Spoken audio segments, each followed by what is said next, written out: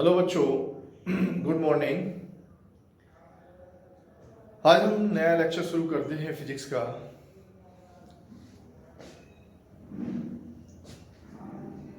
कोणीय परिक्षेपण या वर्ण विक्षेपण या कोणीय परिक्षेपण किसे कहते हैं? कोणीय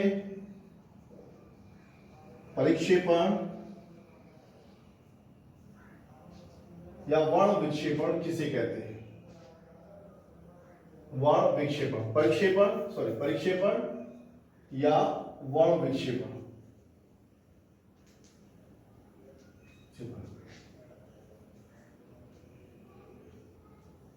dispersion of light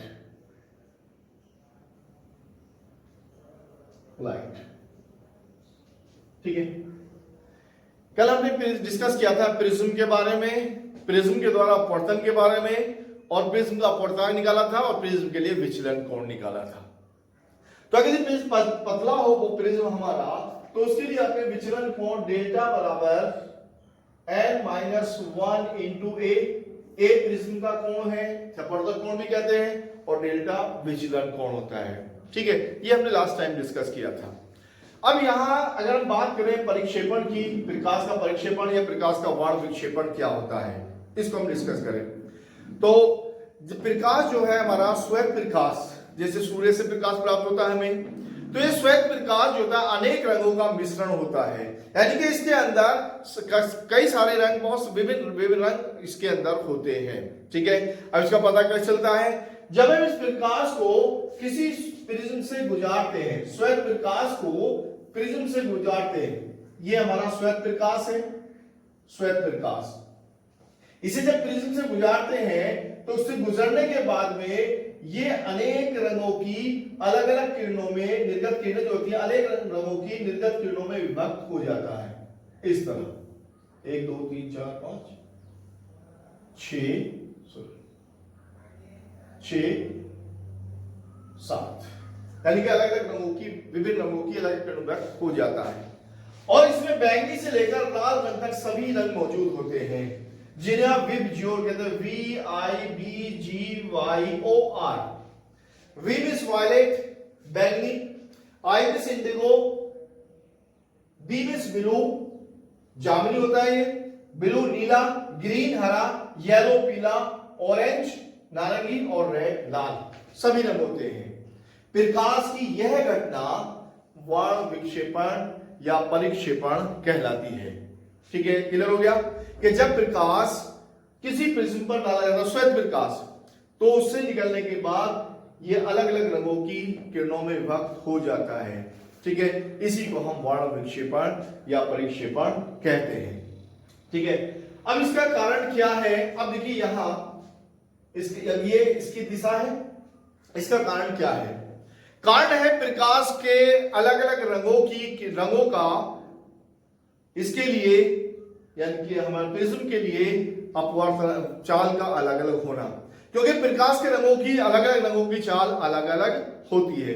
जब चाल अलग अलग होती है तो प्रिज्म के पदार्थ का अलग अलग रंगों के लिए अपवर्तनांक अलग अलग होगा, और जब अपवर्तनांक अलग अलग होगा तो उसके लिए विचलन भी अलग अलग होता है। तो विचलन कोण अपवर्तनांक पर डिपेंड करता है और अपवर्तनांक इसके चाल पर निर्भर करता है। अब हम देखें कि बैंगनी रंग के लिए प्रकाश की चाल और लाल रंग के लिए प्रकाश की चाल अलग अलग होती है। ठीक है, अपवर्तनांक किसके लिए अधिक होता है? बैंगनी रंग के लिए अपवर्तनांक अधिक होता है और लाल रंग के लिए अपवर्तनांक कम होता है, विचलन कोण कम होता है। अब देखिए यहां से ये विचलन कोण हो गया बैंगनी रंग के लिए और ये विचलन कोण हो गया लाल रंग के लिए। ठीक है, लाल रंग के लिए प्रकाश की चाल सबसे कम होती है तो अपवर्तनांक सबसे कम होगा, इसलिए विचलन कोण सबसे कम होगा।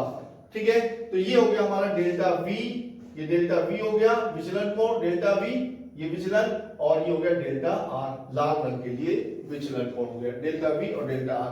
मध्यवर्ती किरण माना जाता है, इसको पीले वाले को मध्यवर्ती किरण मानते हैं। ठीक है, तो ये इसका कारण है अलग अलग रंगों के लिए इसके अपवर्तनांक का अलग अलग होना, क्योंकि प्रकाश की चाल जो होती है वो अलग अलग रंगों के लिए अलग अलग होती है। ठीक है, तो ये था हमारा प्रकाश का परिक्षेपण या वर्ण विक्षेपण कहते हैं। ठीक है। दूसरा बात, अगली बात करते हैं कोणीय परिक्षेपण या कोणीय विक्षेपण किसे कहते हैं। कोणीय परिक्षेपण, परिक्षेपण, एंगुलर डिस्पर्शन, एंगुलर डिस्पर्शन, ये किसे कहते हैं। डिस्पर्शन देखिए, किन्हीं दो रंगों की निर्गत किरणों के बीच, कोई भी दो रंग ले, किन्हीं दो रंगों की दो निर्गत किरणों के बीच का कोण जो होता है वही हमारा उन रंगों के लिए कोणीय परिक्षेपण कहलाता है। जैसे मैं बैंगनी और लाल रंग के लिए लूं तो बैंगनी रंग की किरण हमारी ये है और लाल रंग की किरण हमारी ये वाली है, तो इनको पीछे बढ़ाने पर मिलती है, इनके बीच का कोण हो गया थीटा। तो ये कोण क्या कहलाता है, परिक्षेपण, कोणीय परिक्षेपण कहलाता है। अब देखिए थीटा कितना निकलेगा, थीटा में से एंगल तो होगा ये वाला, तो इसका मतलब ये होगा डेल्टा वी और ये होगा डेल्टा आर। अगर डेल्टा वी में से डेल्टा ये वाला घटा दे, इस पूरे में से ये वाला घटा दे तो ये वाला एंगल बच जाएगा, तो ये हो जाएगा थीटा बराबर कोणीय परिक्षेपण थीटा बराबर delta V minus delta are. ये किन रंगों के लिए है, ये बैंगनी और लाल रंगों के लिए। जिन रंगों के लिए लेना है उन्हीं रंगों के बीच का कोण होता है।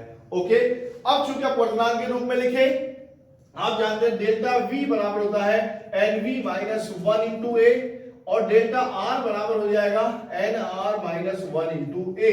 ये लाल रंग के लिए पूर्णांक हो गया और ये बैंगनी रंग के लिए पूर्णांक हुआ, ये विचलन कोण हो गया। अब ये दोनों मान हम इसमें रख देंगे तो थीटा बराबर हो जाएगा N V minus 1 into A minus N R minus 1 into A, दोनों में एक कॉमन हो जाएगा। थीटा बराबर N V minus 1 minus N R plus 1 into A. अब यह 1 से 1 घट गया, थीटा बराबर N V minus N R into A. ये हो जाता है हमारा कोणीय परिक्षेपण, किसके लिए, बैंगनी और लाल रंग के लिए। थीटा बराबर N V minus N R into A, इसी को हम कोणीय परिक्षेपण कहते हैं। ठीक है, इसके बाद करते हैं बात कोणीय परिक्षेपण क्षमता। परिक्षेपण क्षमता या वर्ण विक्षेपण क्षमता किसे कहते हैं, वर्ण विक्षेपण क्षमता या परिक्षेपण क्षमता। परिक्षेपण क्षमता, परिक्षेपण क्षमता, डिस्पर्सिव पावर, डिस्पर्सिव पावर किसे कहते हैं, परिक्षेपण क्षमता। ठीक है, किन्हीं दो रंगों की किरणों के बीच कोणीय परिक्षेपण और मध्यवर्ती किरण के लिए विचलन कोण के अनुपात को कोणीय परिक्षेपण क्षमता कहते हैं और इसको हम ओमेगा से प्रदर्शित करते हैं। चिन्ह हमारा क्या है, ओमेगा। ठीक है, तो दोबारा रिपीट करता हूं कि किन्हीं दो रंगों निर्गत किरणों के बीच कोणीय परिक्षेपण और मध्यवर्ती किरण के लिए विचलन कोण के अनुपात को कोणीय परिक्षेपण क्षमता कहते हैं। तो ओमेगा बराबर हो जाएगा हमारा theta upon delta Y. Omega बराबर थीटा अपॉन डेल्टा वाई। चूंकि थीटा बराबर होता है omega is equal to theta होता है हमारा delta V minus delta R, तो delta V minus delta R upon delta Y. ये हो गया हमारा दूसरा फॉर्मूला। दूसरा फॉर्मूला हो गया delta V minus delta R upon delta Y. अब आप जानते हैं, अगर हम इस रूप में लिखे हैं पूर्णांक के रूप में, तो यहां थीटा बराबर N V minus N R into A हो गया थीटा का मान, और डेल्टा वाई बराबर एन वाई माइनस 1, तो हमारा दूसरा फार्मूला आ जाएगा ओमेगा बराबर del N V minus N R into A upon N Y minus 1 into A. ऐसे ए भाग हो जाएगा, तो ओमेगा बराबर आ जाएगा N V minus N R upon N Y minus 1। ये हमारा तीसरा फार्मूला आ गया। तो तीन फार्मूले हो गए इसके लिए। तो पहला ओमेगा बराबर थीटा अपॉन डेल्टा वाई, दूसरा ओमेगा बराबर delta V minus delta R upon delta Y, और तीसरा हो गया ओमेगा बराबर N V minus N R upon N Y minus 1। तो ये हो गया हमारा कोणीय परिक्षेपण क्षमता, इसको हम क्या कहते हैं, परिक्षेपण क्षमता कहते हैं। अब देखिए, अब बात करते हैं हम अगली चीज, इंद्रधनुष। आपने बरसात के दिनों में देखा होगा, जब बरसात खत्म होती है, जब बरसात के बाद में वर्षा हुई और वर्षा के बाद में आप देखते हैं कि आपको आसमान में, जब आप आसमान में देखते हैं, ठीक है, मतलब सपोज करो इधर से सूरज निकल रहा है, सूरज है, और इस आसमान में अपने आगे देखें, पीठ पीछे सूरज है और सामने की तरफ देखें, तो आपको आसमान में अलग अलग रंगों की पट्टियां दिखाई देती हैं, अलग अलग रंगों की पट्टियां दिखाई देती हैं। ये पट्टियां होती हैं अलग अलग रंगों की, और ये पट्टियां इस प्रकार होती है कि एक रंग दूसरे रंग में इस प्रकार लीन होता है कि आप इनकी कोई विभेदी रेखा नहीं होती, आप इसको भेद नहीं कर सकते। ये रंग का मिश्रण जो है इसी को हम इंद्रधनुष कहते हैं। अब इंद्रधनुष का कारण क्या है? इसका कारण क्या है कि जब प्रकाश, क्योंकि जब बारिश होगी तो माध्यम में बूंद रह जाती है पानी की, क्योंकि मॉइस्चर ज्यादा होता है तो पानी की बूंदें हो जाती है। तो जब प्रकाश वहां से उसके बूंद पे टकराता है, प्रकाश बूंद पर टकराता है, तो टकराने के बाद में इसमें दो चीजें होती हैं, प्रकाश का अपवर्तन होता है और परावर्तन होता है। तो यहां ये जब इसका अपवर्तन होगा तो परावर्तन होगा, तो अपवर्तन होने के बाद में, परावर्तन होने के बाद में ये अलग अलग रंगों में बढ़ जाती है, तो ये अलग अलग रंगों के लिए हमें अलग अलग दिखाई देती है। तो ये हमें प्रकाश यहाँ पर दिखाई देता है, संकेंद्रित वृत्तों के रूप में दिखाई देता है, संकेंद्रित वृत्तों के रूप में इस तरह दिखाई देता है। इसी को हम इंद्रधनुष कहते हैं। ये हमारा कहलाता है इंद्रधनुष, यानी कि प्रकाश का अलग अलग हमें दिखाई देना चाहिए। ठीक है, कारण क्या है? अभी बताया कि सूर्य का प्रकाश जब इन बूंदों पर पड़ता है तो इन बूंदों में अपवर्तन होता है और पूर्ण आंतरिक परावर्तन होता है, जिस कारण इनमें विचलन कोण उत्पन्न हो जाता है, और इस विचलन के कारण ही हमें अलग रंग दिखाई देते हैं। ये इसका कारण है। अब इसमें दो तरह के इंद्रधनुष बनते हैं, एक को कहलाता है प्राइमरी इंद्रधनुष, प्राथमिक इंद्रधनुष, और दूसरा कहलाता है हमारा द्वितीयक इंद्रधनुष कहलाता है। प्राथमिक कब बनता है, द्वितीयक कब बनता है? ठीक है, तो प्राथमिक कब बनता है? जब हम, अगर इसमें प्रकाश की किरण, जो प्रकाश बूंद के अंदर प्रकाश का दो बार अपवर्तन और एक बार परावर्तन होता है, दो बार अपवर्तन और एक बार परावर्तन होता है। यह अपवर्तन हुआ दो बार और एक बार परावर्तन, पूर्ण आंतरिक परावर्तन होता है, तो फिर एक प्रकार का बनता है जिसको हम कहते हैं प्राथमिक इंद्रधनुष कहते हैं। और द्वितीयक इंद्रधनुष जो होता है वो प्राथमिक इंद्रधनुष से ऊपर बनता है, इसके कुछ ऊपर बनता है। ठीक है, यानी कि अंदर की ओर होता है और ये हमारा बाहर की ओर होता है। तो प्राथमिक इंद्रधनुष बनता है अपवर्तन दो बार और एक बार पूर्ण आंतरिक परावर्तन, और इसमें दो बार अपवर्तन और दो बार पूर्ण आंतरिक परावर्तन के कारण होता है। तो ये हमारा प्राइमरी इंद्रधनुष होता है और ये हमारा द्वितीयक इंद्रधनुष होता है। ठीक है, नेक्स्ट बात क्या है? प्रकाश का प्रकीर्णन किसे कहते हैं? प्रकाश का, अब देखिए बहुत सारी घटनाएं आप देखते हैं वायुमंडल में, आपको आसमान नीला दिखाई देता है, आसमान नीला दिखाई देता है, बादल श्वेत दिखाई देते हैं, चमकीले दिखाई देते हैं, आसमान का नीला दिखाई देना। ठीक है, सूर्योदय, सूर्यास्त के समय सूर्य का लाल दिखाई देना, ये सब क्या है? ये प्रकाश के प्रकीर्णन के कारण होता है। प्रकाश का प्रकीर्णन क्या है? वायुमंडल में, माध्यम में अनेक कण उपस्थित होते हैं, धूल के कारण, गैस की, वायु के कारण, धूल के कारण बहुत सारे उपस्थित होते हैं। जब प्रकाश किरण इन कणों पर पड़ती है, ये देखिए धूल के कण है, ये माध्यम में अशुद्धियां है माध्यम में। ठीक है, जब प्रकाश इन धूल के कणों पर पड़ता है तो ये कण पड़ने पर इसकी ऊर्जा को अवशोषित कर लेता है, अवशोषित करके ये दोलन करने लगता है, और दोलन करने के बाद में यहां से अपने अंदर से ऊर्जा निकालता है, ऊर्जा निकालेगा, यानी कि जब वायु ऊर्जा आई है तो ऊर्जा जानी है, और ये ऊर्जा को प्रकाश के रूप में विभिन्न दिशाओं में बखेर देते हैं। यहां से प्रकाश विभिन्न से टकराकर यहां प्रकाश विभिन्न दिशाओं में बिखर जाता है। इसी को हम प्रकाश का प्रकीर्णन कहते हैं। अगर हम प्रकीर्णन देखें तो यहां अलग अलग रंगों के लिए प्रकाश का प्रकीर्णन अलग अलग होता है, जिसके लिए एक वैज्ञानिक में रेले उन्होंने नियम दिया। उन्होंने ये कहा, रेले का नियम क्या है कि प्रकाश की तीव्रता जो है, प्रकाश की तीव्रता इसकी प्रकाश की तरंगदैर्घ्य के चतुर्थ घात के व्युत्क्रमानुपाती होती है, I proportional to 1/λ की पावर 4। यानी प्रकाश की तीव्रता प्रकाश की तरंगदैर्घ्य के चतुर्थ घात के व्युत्क्रमानुपाती होती है, I proportional to 1/λ की पावर 4। यानी कि तरंगदैर्घ्य का मान जिसके लिए अधिक होगा उसके प्रकाश का विकिरण कम होगा, और जिसके लिए लैम्ब्डा का मान कम होगा प्रकाश का विकिरण अधिक होगा। तो लैम्ब्डा का मान बैंगनी रंग के लिए सबसे कम होता है, तो इसलिए, और लाल रंग के लिए अगर हम लैम्ब्डा रेड की बात करूं तो लैम्ब्डा रेड का मान लैम्ब्डा वायलेट से, ये बैंगनी वायलेट